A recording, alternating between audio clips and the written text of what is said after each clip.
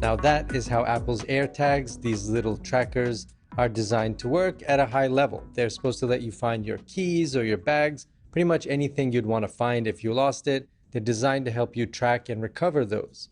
How well does it work? Well, it works pretty well, but maybe a little bit too well.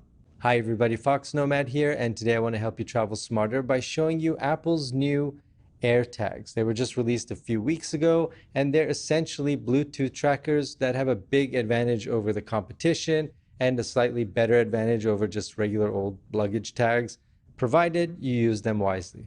I've reviewed some other Bluetooth trackers in the past, so I'll leave a link to those videos down in the description, and Apple's AirTags work pretty much the same way. But first, let's take a look inside the box.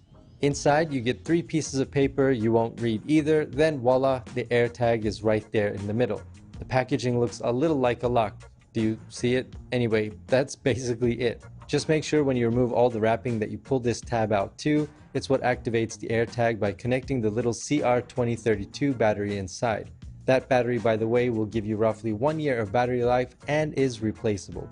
The AirTag itself is a hockey puck shaped tracking device with a shiny face and a white glossy back. They run $29 each, or you can get 4 for $99.